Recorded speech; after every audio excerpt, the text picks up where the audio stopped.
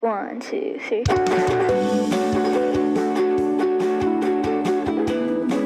Hello, everyone. This is Kyle Galaz with Poor2Pro Car Sales Training Podcast. Become a Sales Titan. We are in Season 9, Episode 6. This one's titled, You're Exactly Where Your Training Says You Should Be. We're going to talk about training. My podcast is in over 100 episodes now. We have all the tools in our tool belt with all these episodes to be a successful car salesperson. We have all the tools for closing, overcoming objections, holding more gross, networking, building customer relations. If you go back to episode 1, season 1, we know how to turn a looker into a buyer. You go to season 2, we know how to close deals, right? Season 4, all the one-on-ones. We have all these seasons for training. But what is training? Let's talk about training. What is training? How do we do training? Because training is more than just listening to Kyle on the Poor2Pro podcast. And that's what we're going to talk about in this episode. Appreciate you guys even being here to listen to this. Thank you for all the support. You have no idea how amazing of a feeling it is when you guys message me on Instagram or Facebook saying, thanks, Kyle. Sales training's going great. I'm number one at the store.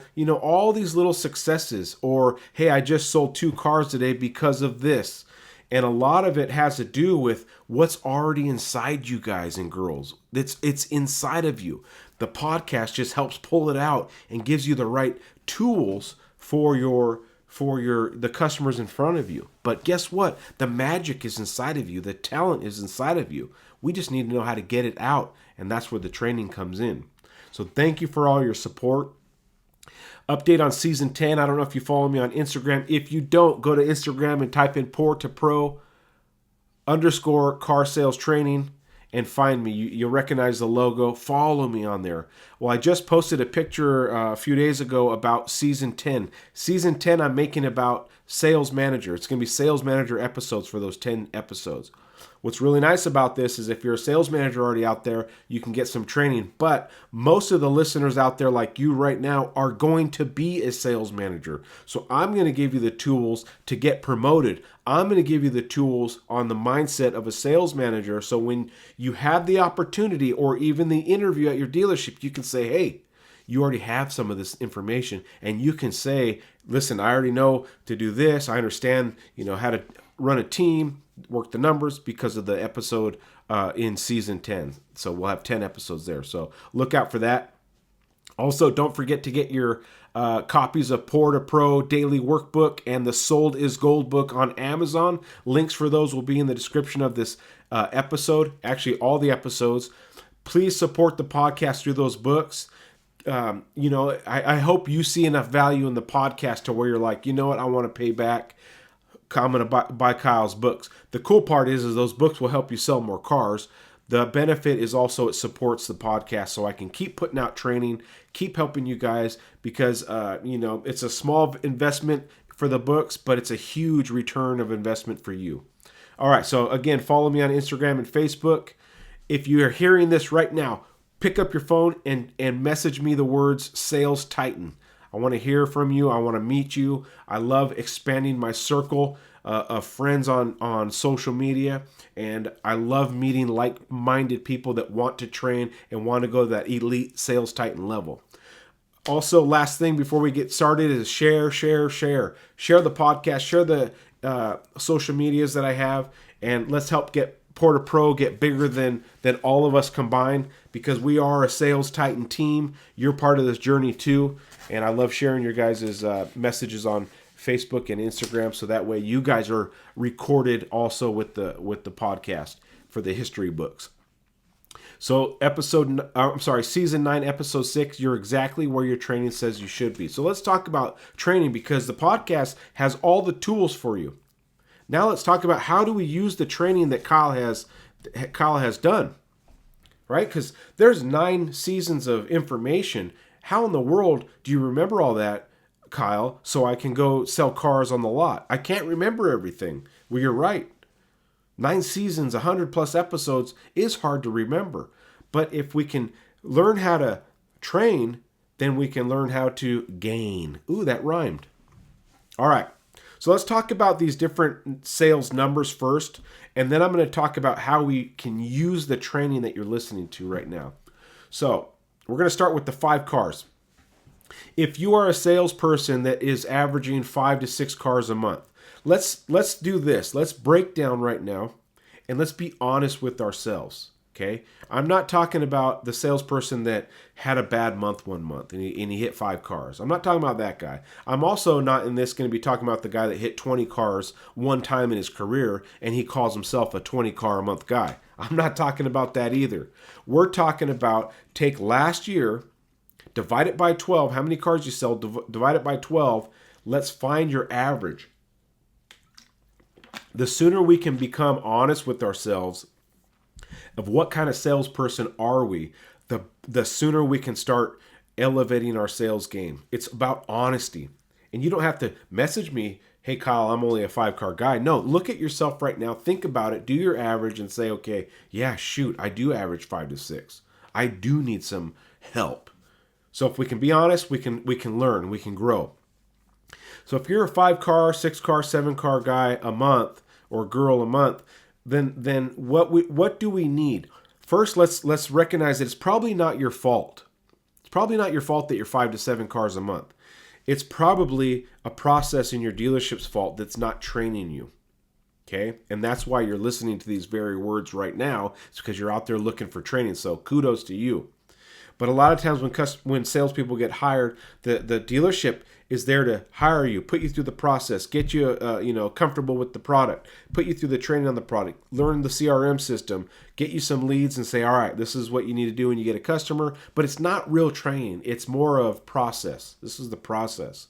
So let's not blame you completely. But from this very moment forward, this exact moment in time right here, that flick, that snap, now it's on you, because now you've heard the words that training is on us as individuals. We have to train. We can't rely on the dealership. So from that snap forward, now it's on you. So if you keep training and keep elevating your sales game, kudos, good job. But if you don't, then you want to be below average. So 5 to 7 cars, not your fault probably, but from this point forward, we need to do some training. Now we also have the people that are between 10 and 12 cars a month.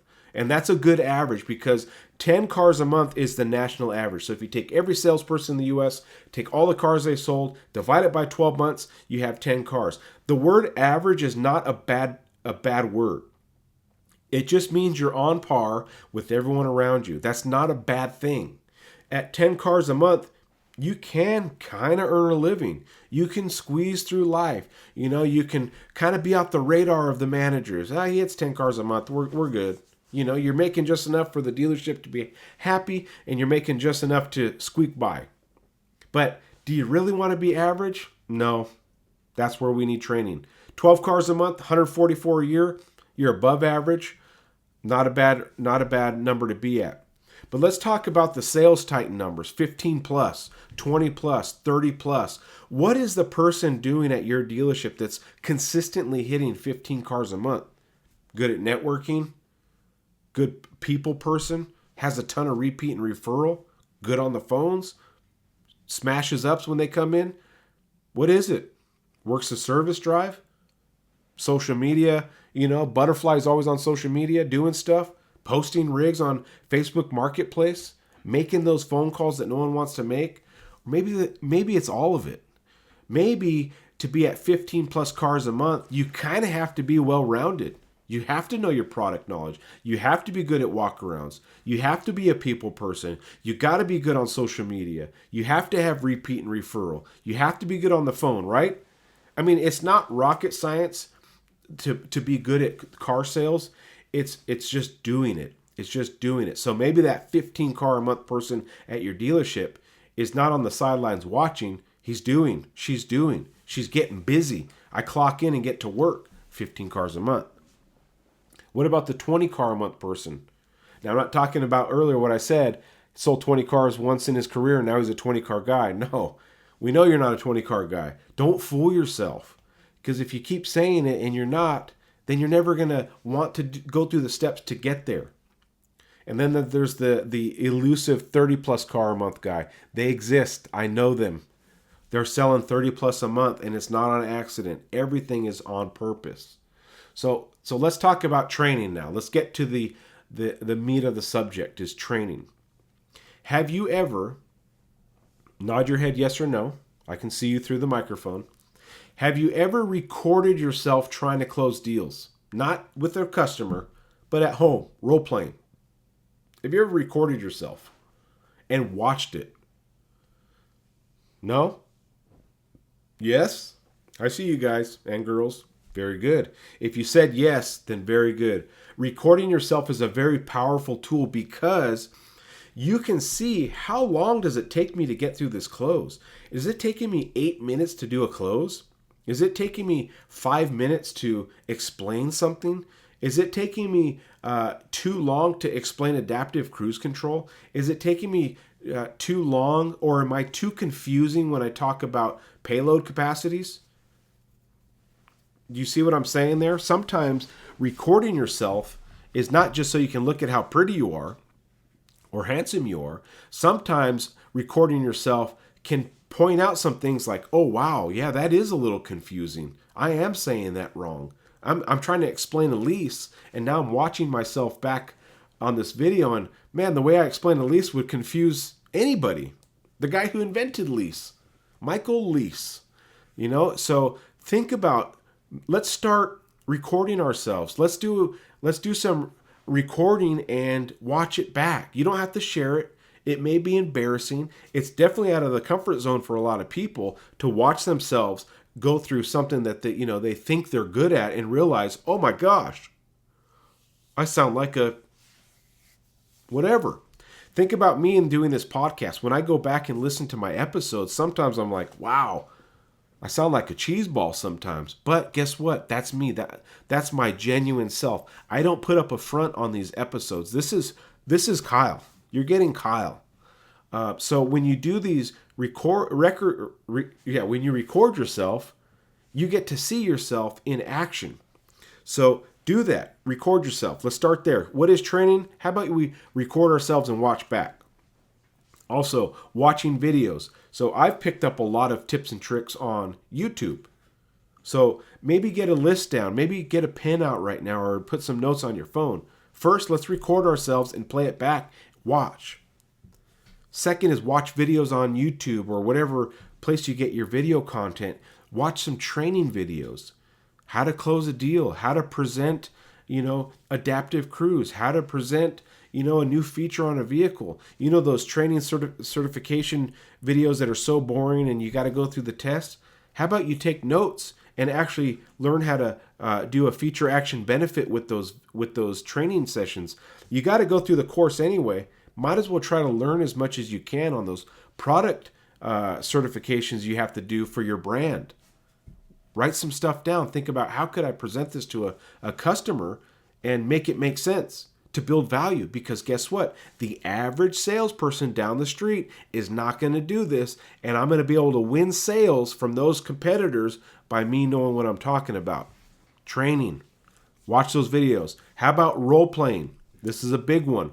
This is something that I don't see a lot of dealerships doing, is salespeople, one or two salespeople, two or more. It's got to be two or more. But, 2 or 3 salespeople getting together and role playing. Hey, you say no to the high payment, and I'm going to try to, do some wordplay to get you to say yes.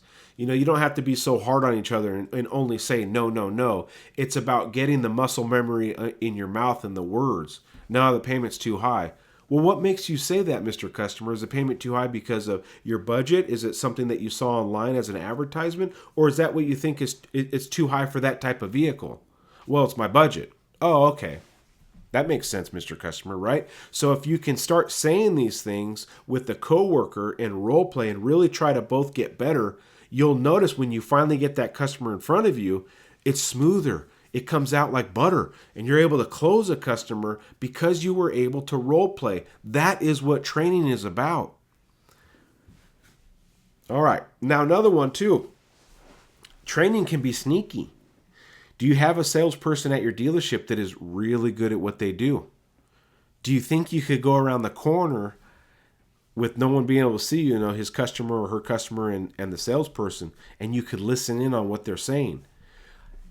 Some salespeople, they say the same things as you, but they're closing more deals. It's not what they're saying, it's how they're saying it. And how much rapport did that salesperson build before they sat at the desk to try to close those deals?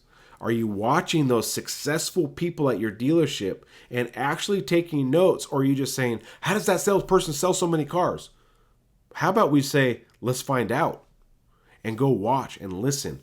And, don't screw up their deal, obviously. You don't want to get too close and, be right there when they're closing or talking. But I always tried to go, a desk or two down, pretend like I'm typing something up. But really what I was doing is taking mental notes of, oh, that's how he does that. Oh, that's how he presents a vehicle service contract. Oh, that's how he presents GAP. Well, no wonder why his back-end penetration is so high. He knows how to present this stuff. He's making more spiffs. So you got to listen to those successful coworkers. And you've already found the podcast. So training, from the podcast is one thing. I appreciate you guys listening to Poor2Pro, but just listening to the podcast will give you tips and tricks. And you'll be able to remember some.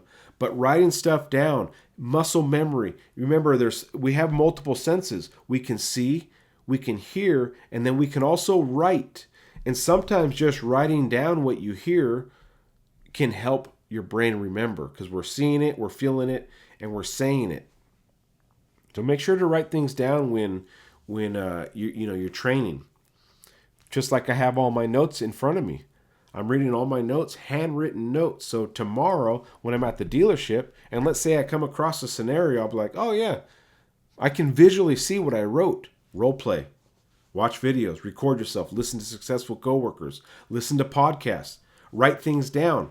Here's another one. Ask your managers questions. They got to that position for a reason. Now, yes, we all have the sales manager that was a brown noser, and he got there purely based on brown nosing.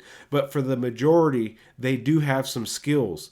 They may be a little rusty at their skills because they haven't been on the sales floor in a while, but they do have it. And you can ask your managers. They are a resource. Hey, what would you do in this scenario when a customer says, I don't need GAP? What would you do, I'm selling a pre-owned vehicle and my customer says, we'll take our chances. We don't need a vehicle service contract. What would you say, Mr. Manager? And then they can kind of role play with you. Role playing, talking to managers that have gone through the trenches of the car sales business.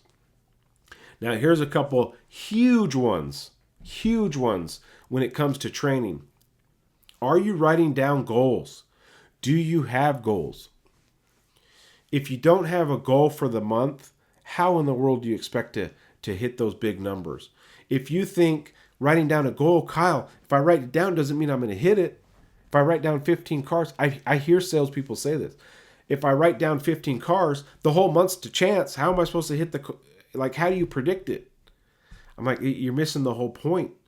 The point of writing a goal down is to visually see it every single day and put every piece of effort you got to sell a car to match that goal. A goal is not some magical number that you hope you hit. A goal is a number that you're going to fight for your life to hit. And the salespeople that fight for their life every single day at the dealership, isn't it so funny and coincidental that they are also the ones that are hitting their goals?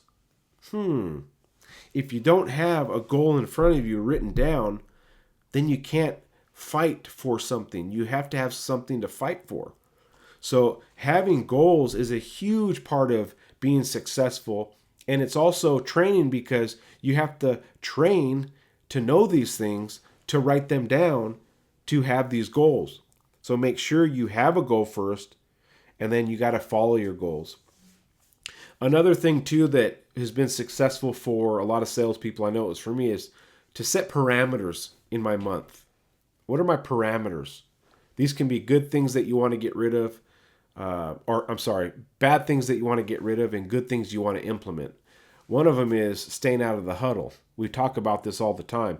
The huddle pays $0.00 per hour. Why would anyone want to be in the huddle? for camaraderie, yes. Two people outside waiting for nothing wrong with talking. But once that third person enters into that scenario, that's a huddle.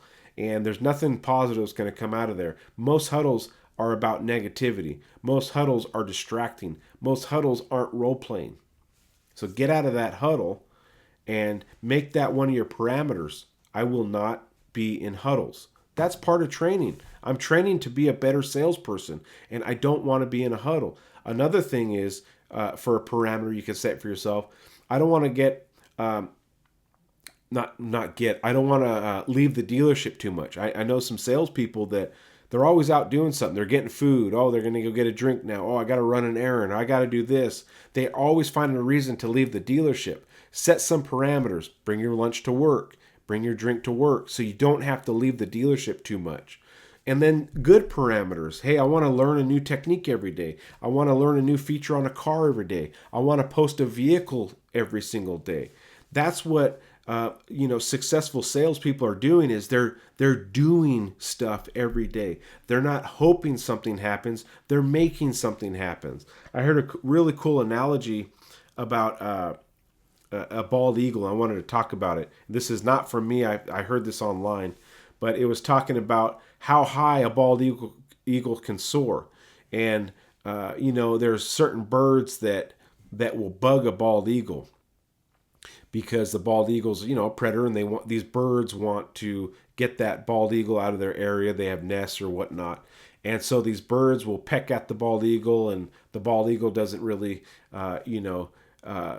engage too much. And so the bald eagle will start flying. Well, these birds will follow the bald eagle, pecking at them, whatever they're doing. And the bald eagle, the only way to get away from these birds is to what? Go up, elevate. A lot of these birds that peck at the bald eagle, like crows and ravens and these other ones, they can't go that high. They literally cannot go that high in the atmosphere. The bald eagle can go higher than any of these crows and ravens and other birds that are pecking at it. So check this out.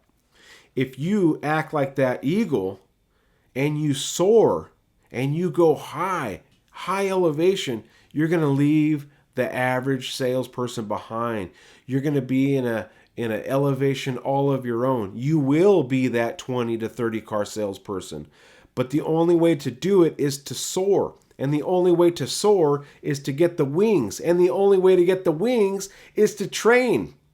If you're not training your wings to fly, then you can't get to the highest elevation. And the highest elevation is where the money is at. Did you know that 20% of the salespeople, the top 20% of the salespeople at your dealership make 80% of the money? Think about that. If you have 100 salespeople, the top 20 of them are making more than the other 80. You need to soar, and you need to be the eagle of your dealership. And the way you get the wings to fly is to train. And the way you train is to practice and write things down and role play and record yourself and watch videos and listen to successful coworkers and listen to the Poor2Pro podcast and ask your managers questions and have goals and follow the goals and set good parameters for yourself and think of yourself as a sales titan. Don't think of yourself as the average salesperson. Don't think, man, it'd be nice to sell 12 cars a month. No, you need to be saying, it'd be nice to sell 30 cars a month, but I'm going to settle for 20 to 25. And here's how I'm going to do it. I'm going to implement all the 9 seasons of Poor2Pro, and I'm going to start writing things down, and I'm going to start taking my career seriously. So that way tomorrow, when you wake up and you're ready to go to the dealership, you are a new person. There is a new bird in town, and it's called an eagle. And you are an eagle that can soar to the highest elevations, but the only person stopping you is you. Do you have itty-bitty wings that's not training? You're not lifting every day? Or do you have huge 6-foot wingspan that can take you thousands of feet in the air where no one can soar? Isn't that a good feeling when you not only get Salesman of the Month, but you get Salesman of the Month by 10 more units than the second place guy? Second place got 13 and you got 23. That's an eagle. Second place guy got got 15 and you got 27, that's an eagle. No more of this, we barely beat second place. How about we annihilate second place? How about we start acting like a sales manager now? How about we start acting like a business professional? How about we start acting like an owner of a dealership? Because guess what? The more you act like it, the more you say you're going to do it, the more things you write down, the more goals you have. Isn't it funny how those are the same guys that end up becoming a GSM somewhere, a GM, a finance manager, a sales manager? Next thing you know, they have $500,000 chilling in the bank, and they have a beautiful house and a wonderful sports car and a beautiful wife and kids. Wow, how did that happen? Was it coincidence? Was it, oh, something just happened, I had a good streak? No, man. It's growing those wings by training and soaring high. That is how you become a sales titan. And if you made it to this point of the podcast, message me the word eagle, because I want to know if you just heard this speech and are fired up and you're ready to become an eagle at your dealership tomorrow. Message me right now. Eagle, I want to hear from you. I want to talk to like-minded people, and I want to make sure that my circle of sales titans out there in the US and the entire world are with the elites. So message me, Eagle. We're going to become friends, and we're going to stay in contact, because I want to know people that want to be like me and want to go to that next level. This is Kyle Galaz, Poor2Pro, signing out.